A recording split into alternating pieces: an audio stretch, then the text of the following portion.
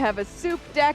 Which one wins here, Monty? I am a soup lover at heart. I feel like I'm wearing a very soup-enjoying sweater right yes, now. Yes, you are. I feel like I would look good with a bowl of soup in front of me. I'm going to go with Chris. All right, chicken wild rice? Hey, I think that sounds great. All right, great. Well, it's time for round number 2. I'm going to pass it on over to Ailey and Corey in the booth. Fellow soup enjoyers, I see. Hey, Corey, what's your soup of choice? Ooh, a chicken noodle. I'm basic. Yeah.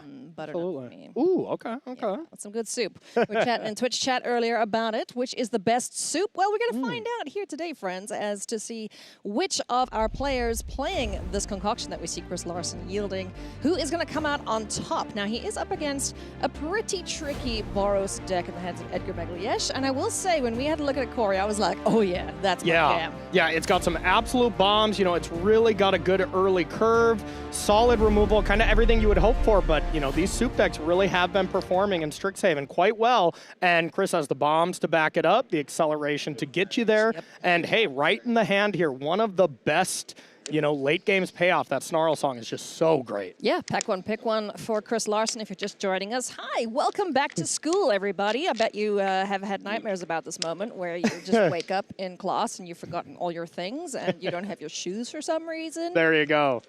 Noxious Newt on the board here to kick things off, get this acceleration going for Christoffer Larsen, and that is exactly where he wants to be right now, Corey. Exactly. Edgar brought his shoes and brought his bombs here. Arc of Hunger is a phenomenal card. Playing the Sloth on 4, the Arc on turn 5, and then maybe flipping over a land is amazing. So phenomenal hands from both players, to be honest. Man, look at this. Environmental Sciences, too. I love the callback to original Strixhaven with this card. Remember? Yes. Environmental Sciences, the colorless card, the lesson. That's right. That's right. Yep. I just keep seeing Civic Wayfinder cost 1 less, you know? Yeah. And that is soon just... we're going to have a 1-drop that goes and finds a land for us. Yeah, such an incredible card here at 2 mana, especially in a set like this where these soup-style decks are so well supported.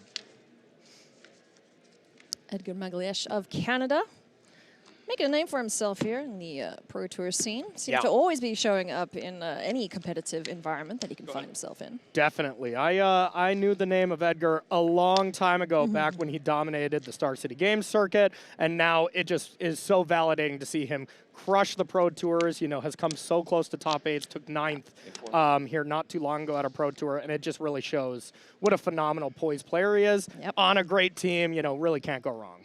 Absolutely. Snarl Song, can't go wrong with this one.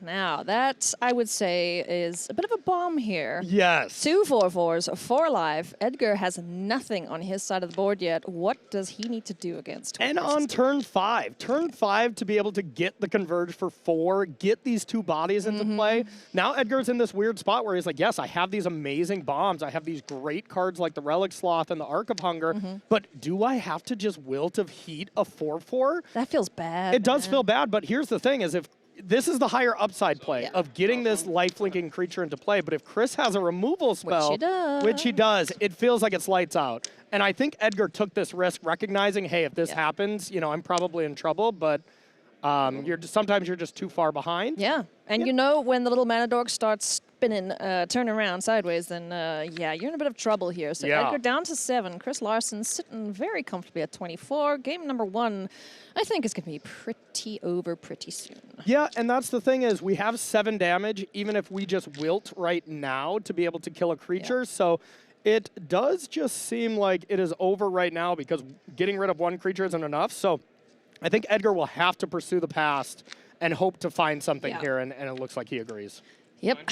Gain some life, pad that life total just a tiny bit. Can he find a land and hop to it, perhaps? Just get some bodies on the board. Just throw bunnies in front of these 4/4s. Not a great long-term plan, but we're just trying to survive here, and doesn't look like there is going to be anything getting in the way. So Chris sending these sideways. He's going to keep doing what he's been doing since Richmond, Virginia, is just keep winning in the feature match area. You know, I said to you before the start of this Pro Tour, I said, you know, I really hope we get a featured drafter that has a great draft and a great limited round. Yeah. 3 rounds of limited, because I feel like we haven't had that in a very long time, and it's always hurt. So, Chris, keep going, please. It has felt like a bit of a curse for these featured drafters at times. But, hey, I mean, I have watched Christoffer Larsen draft so many times, being on a testing team with him. And man, let me tell you, my win rate against him is not strong. I'll tell you that. Stone Docent, nice start here for Edgar.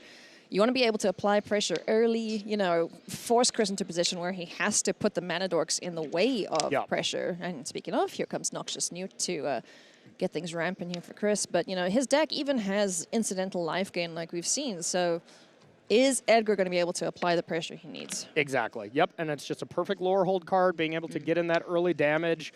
There's not a ton of 1/1 counters, so it's not really trading down, as we say, too often. And if it trades with a Newt here, like, that's perfectly fine, as you have that ability to remove it from your graveyard and maybe cast one of your removal spells for a little cheaper, like a Wilt in the Heat or something like that.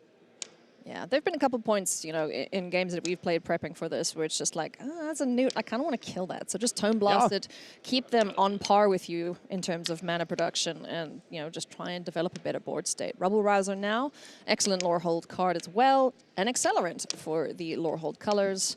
Speaking of, for the Quandrix, here comes Environmental Scientist yet again. And Chris just absolutely ramping very quickly, very efficiently, just like last game. And doing some nice work here so far. And now we'll just see, is the payoffs there like it was last turn? I mean, if we can find the song once again, it would be another, you know, turn 4 bunch of gigantic creatures. But the additive evolution even applied geometry is incredible, Oh, man. Yeah, Chris's hand looks great. Additive evolution, I don't think I've ever beaten it. I don't think I've ever lost with it. That card is so difficult to beat when you play it when you're kind of at board parity or a little ahead. It's kind of like Exhibition Tidecaller. You love having it, you hate to see it on the other side. Edgar getting frisky here now with both of these creatures getting in. Chris takes 1 Stone Docent down. Borrowed Knowledge in hand. What else can he do here?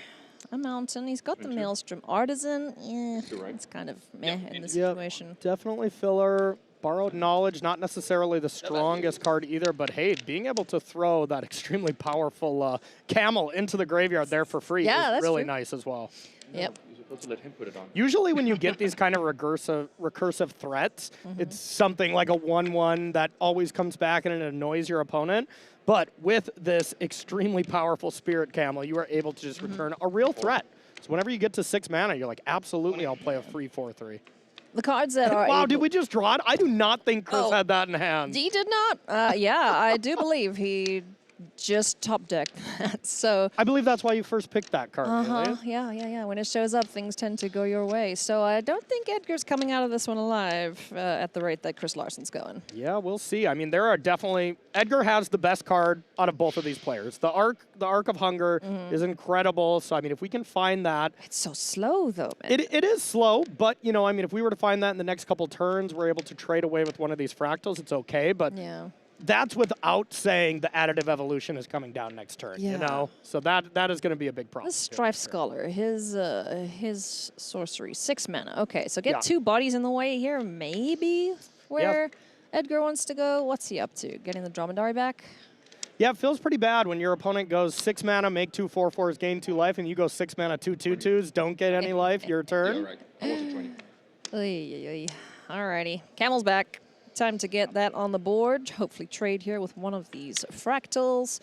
Ding Chris Larsen as well, courtesy of the Rubble Rouser. And here comes Additive Evolution. And this is great. You get a 3/3 body, and then Chris gets the choice of for sure making one of these fractals a 5/5, which is an incredible attack here, as the double block, you know, is a 2-for-1 here. Yeah. We'll see if Chris gets in with the 4/4, which the camel trades pretty effectively. Chris decides not to use that value here and just attacks with the one very strong attack, the 5/5. He's got the luxury of just sitting back, making his best attack possible, not giving Edgar any advantage in the situation, so. Yeah, really everything coming up Christoffer Larsen so far. Yeah. Dromedary down. Our Strife Scholar and the Fractal down as well, so a great exchange there for Chris Larsen. Still firmly in the driver's seat. Definitely. I do enjoy watching Chris play. He's so chill. Yes, very chill, very nice to play against. A very good ambassador for the game, for sure. Absolutely. Big things now here for both players. Where does Edgar go next? Found Elite Interceptor, one of the best commons in this format. Yep. So it looks like that is step number 1. Enters prepared, able to get some card draw form and tap something down. Yep. Very Thraben Inspector-esque Yeah, of this yeah. set. One of the most winning cards here as far as the commons go. So a very phenomenal card. You can untap your Rouser as well if you want to do a little combo there. Yeah, that's pretty sweet. And looks like this was a card that was sided in to be able to destroy some of Christoffer's non-basic lands, which he has a plethora of. So a nice card here for sure. We applying some geometry. I do believe we are. Yeah, this card is incredible as well. Fractured like this. Oh boy. Oh man, Like being this. able to create another one of those, which then gets a 3/3, and now you're putting 2 counters at each combat. This is going to be really, really tough for Edgar to come out of. There's no way, Corey. But it's Did also he effective. draw Yeah, I mean, Wrath of God, which don't isn't know. even in this format? Yeah. I don't know. You get I don't think it that. matters. We need Wrath of Enchantment. Edgar's thinking the same. Also Having that value, one of those additive Fractals evolution and stuff. cards is enough to, be very I difficult used to it. deal I with. used 2, it. near impossible. Jeez. You Got a feel for Edgar. His deck looks solid. It's strong, Yeah. but like you said, these soup decks, the quick, the ramp style effects that get to these massive payoffs, and just having the luck of drawing Snarl Song 2 Yep. games in a row, and now additive evolution. He's finding all of his best cards, Yeah. and this is going to be an easy 2-0 by the look of it. And honestly, Edgar's deck, I think for a pro tour, I think it's very strong. Yeah. Even like just an average arena draft, but for a pro tour, I think it's even very strong. Yeah. Which the pro tour decks usually look a lot worse. Yeah, they do. Games always look very different at the Pro Tour because, on Arena, we unfortunately don't have the luxury of playing within our pods. It's just not, feasible, doable, that sort of thing. Yeah, it's just these players also have been playing for 2 weeks straight. They know Yeah. exactly what's Soil important. tokens. They're talking it out with their teammates and stuff, and when you're just playing on Arena, that can obviously be different. It's all up to who you're drafting with type thing. All right, so stay of execution drawn here for Edgar. Finds Rapier Wit. Can make one of these big idiots sit. Tap. Yeah. Stun counter. Go to sleep, my fractal. Yeah, and that's totally fine. Nothing too special.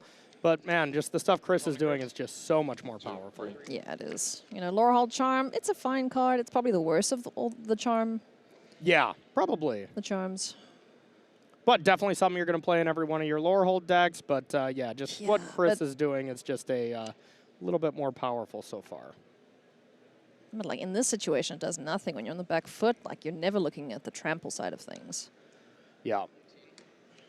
One more ding to Chris Larsen. Feels like he's fighting an unwinnable battle there against the life total. Yeah, and just giving that card a read because honestly, this card is not played very often. It is No. very much a got card great that's flavor looking text. from the outside in. That's for sure. Yeah, and it looks like Edgar didn't even main deck it; just sided that one in. As well. Just a gigantic attack here with just a 1/2 Yep. being held back. We see the additive, the copy, which is also a creature. And hey, Edgar just drew an amazing card, but we're at a spot where he is just too far behind at this point. Yeah. More fractals. For fractals, indeed. Yeah, just another 5/5 here to be able to present another threat. And yeah. with Edgar at 1, I am sure we are Fuck yeah. very much heading to the Yeah. final turn of this match. And looks like Christoffer will be doing what he does best, playing for trophies in a draft. Hell yeah. 2-0 to start things off here for the Great Dane. Love to see it. Yep. Doing his damnedest here to find an out, but with what? Fun Christopher fact, I Larsen. just looked at your list 2 times. I didn't realize you had that card. Looked at your list 2 times, didn't realize you had that. card. Yeah.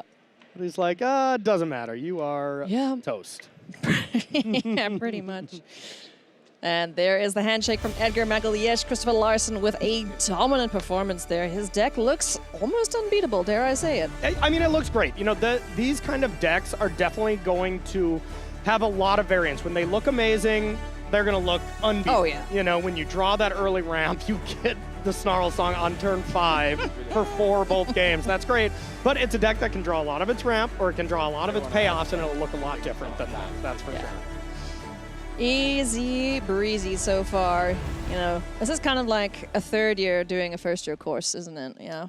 I guess so, yeah. Feels a little like it for Chris Larsen. So GG's to our reigning Pro Tour champion, continuing his winning ways. And the players that we hope are doing the exact same thing, Reid Duke, Yuuki, Ichikawa, they are up against each other here in our second feature match, friends. Two excellent players, long-time gamers, both starting in the 90s.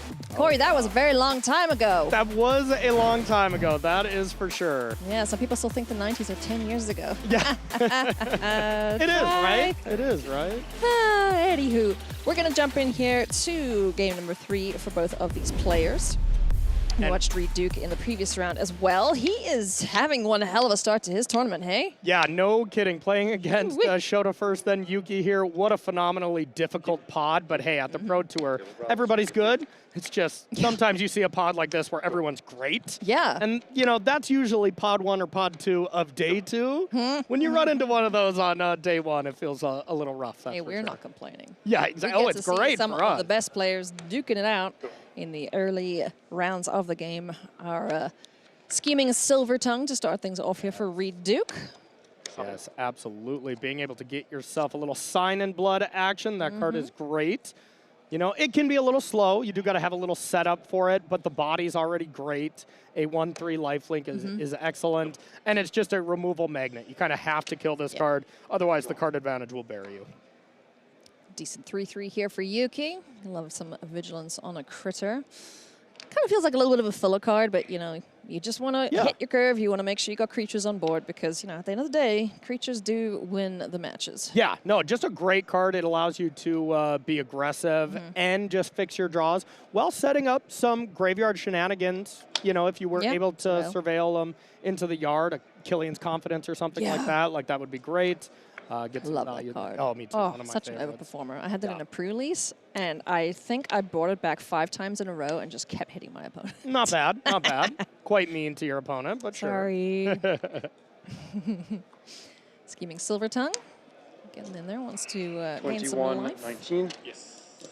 It's in some little bit of damage here. I didn't think I saw a ton of lands here from Reid. That might be what he's missing a little bit here. And then Yuki's draw is almost assuredly going to be basically perfect here. Stone Docent up against Yuki's 3/3. Great blocker there, and something you certainly don't hate going into the yard because it'll be able to get the Sign in Blood prepared for Scheming Silver Tongue. Adventurous Eater. 20. I do enjoyed this critter, but yeah, getting that counter and being able to fade this block here from the Docent, that's a pretty good turn here for Yuuki. Okay, 17. Absolutely. Doesn't look like Reid has any combat tricks here to be able to make his creature indestructible or anything. I believe he must have sided that in against Shota for the last one. Doesn't look like it's in its main deck. And doesn't look like he has a land, but it does look like Killian's Confidence. Not bad, not bad. Ooh, yeah, love to see that. 18, 19. 18, 19. And that is going to trigger and prepare this. Okay. Return.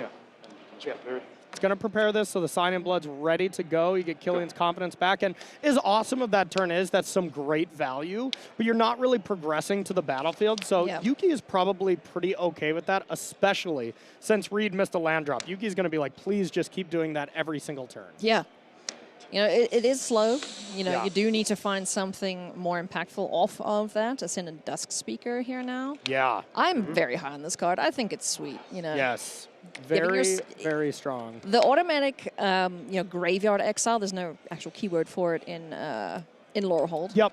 But just having something that goes off every single turn is great. It's Yeah. good here, but you know, I really like it in the lower hold show. 15. Was pretty interesting that Yuuki decided to put that counter on the 3-2, which just made it unable to attack into Sure. the 3-1 instead of, you know, you do kind of put all your eggs in one basket. If you do put it on the 5-5, then you're a little susceptible to a removal spell. But the Ascendant Dust Speaker already demands a removal spell. Oh, yeah. So, you know, could have gotten 1 extra point of damage Two there. counters and look at your hand.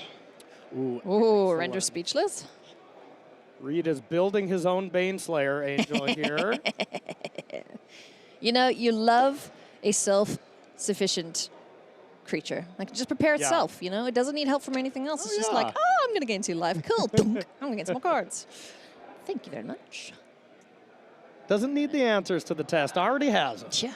Already fully prepared. Cool. Forum Necroscribe in hand there. And our, what's this orator friend's name? The big rhino guy. Yeah, being able to Stirring Ornamental. Yeah. Yeah. being able to next turn just look at the top, 4 cards and pick one out. And Yuuki will need an untap land to be able to drop the other extremely powerful uncommon. Yeah. Reid says, I don't want you having any more cards, thanks. So Yeah. Ornamencer hits the yard, passes the turn back.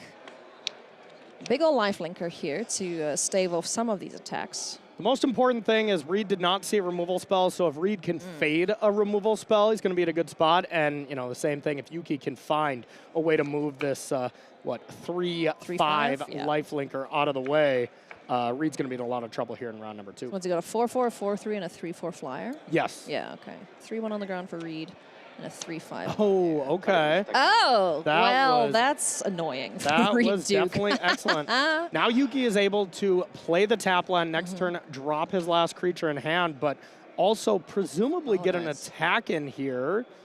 This is going to be a 6/6 coming in, and it can die. Reid can double block, which he might have to either go down to 10 or double block, lose both creatures. So a really nice distribution of counters. Yeah. I will go back to last turn with Yuki's decision to not make it a 5/5 instead of a 4/4. If it was attacking in with a 7/7 here, that would Pretty good. not be able to be killed. Would be excellent. But of course, everything's contextual. Hindsight's 2020. Yeah. 2020 sucked, man. Just saying. Anyway, Silver Quill Charm is the option that Yuuki takes out. Now, no 5th land, so no immediate concern about the primary research being able to bring back a creature. Yup. But that might be a solid reason for Reid to double block here. Yeah. Is to just get 1 back if you top deck a land. But yeah, I mean, the double block here, losing both creatures, especially since Reid powered up one of his creatures, that's a big hit. There is Definitely land land. 5, though. All right. You have the Owlin Historian, you have the Burrog Banemaker in hand, I saw. Miles away from the Sign in Blood. With only the 1 swamp. Yeah. I bet that is not Reid Duke's first time casting Sign in Blood. Yeah, Yeah, you know, I pretty sure think- there's been a couple of reprints since he started playing. Yeah, I 1995, think 6? I think he's probably played. There we go. He's cast that one a lot in Golgari decks or Witherbloom decks in the past for Yeah. sure. Owlin Historian Thinking. takes a look. He just hit it with the emote, thinking. Terminally online, most Magic players are. There you go. Now we'll see what kind of follow-up Reid has besides just the flyer here. 2 pretty similar decks from these players. Both playing Orzhov, no fancy splashes, no soup to speak of, just good old-fashioned white-black value. Yeah. Yeah, just both solid. You know, probably a decent ways across the table from each other. Yeah. So they weren't fighting too hard. You know, you can't really have 3 decks of one school or something like that at a table. It does get to be a little brutal, especially since white, you know, goes to so many different. Listen, class sizes are only so big, Corey. There you go. Yep. Oh, Farm Necroscribe now. Woo! Yep. Very And there's the powerful. Onomancer in the bin. Ugh. The one thing we know, we didn't see any spell from Yuuki so far, but man, if we can find one and Reid doesn't have an answer to this, you just got to think it's I mean, GG. even so, it's a 5/4. This troll is large. That's why you basically have to kill that card on sight, because if it ever snowballs out of control, even getting yourself back one creature here, which your one creature you're getting back insanely good. is going to be insanely good, and it's going to get you another card, so it's a solid 3 for 1 if Yuuki has any spell. I agree with you, Reid. That is a worthy moment. Definitely. I've loved this card. It's been such a good, solid top end for the Orzhov decks. Even Witherbloom as well. Yeah. And the soup decks, you know, this card really goes into a ton of decks. Reid. Finally found Swamp number 2, but I don't think we're in Sign and Blood territory right now. Yep. Oh, Melancholic Poet. I like this friend. Does he have a way to exile? Target, drain 1 life. Okay. 10, 17. No removal spells in sight for Reid so far. The Dusk Speaker is very pesky and in the way, but yeah. Yeah. He's got to get in there. 4, 6. 4/6. Okay. Sorry. No blocks. 14, 13. Return. Nice. Okay. Okay, all right. The great. lifelink here has been saving Reid's butt a little bit. I mean, the thing that Reid needs to happen, and the thing Yuuki would love to happen, is any spell to be able to turn on this, and that's one of the tiniest spells, but packs the biggest hit. What a powerful Locust Spray there. Frog, no. You were so Huge. young. Locust Spray. Oh my goodness. Here comes the Honormancer. What, look at 5 cards? Yeah, I'm pretty sure Yuuki didn't cycle that one as well, for anyone who was wondering, just in case. Yeah. Yeah, I think that one came with a very, very powerful Rhino Bard. To take a look at the top. Oh man. take a 5 look at cards. top What 5. does he pick? Probably another spell, Yeah, I'd say. especially because the rest of the cards go in your graveyard, which presumably is going to put more creatures. So if you get another spell, you just get to start chaining off here. That's insane. Oh my god. Yuuki Feed the is swarm doing now. it. And now he gets to get prepared with Lose 2 life, 11. the Elite Interceptor. Yeah. So if you lose any creatures in combat, or if there's another creature in the yard, which I can't see for sure, Holy moly. you get to do it again. I think Looks like all spells, but I could be don't wrong. think I see any other creatures in there. Surrender Speechless, Feed the Swarm, Locust Spray. And I believe Reid is exactly that, rendered speechless after that turn. That was amazing from Yuuki. Jeez. Repartee, baby. Yeah, incredible. Now Yuuki just has to decide, okay, like, do I want to just push all my damage? Oh, it looks like, what, is there another creature? Oh, yeah, not bad. Yeah, Snooping Page gets in there. Holy moly. What a turn. This deck is sweet. Yuuki put 7 power into play, killed 2 creatures, Stun, 2. and drew a card. Is it? Oh, no.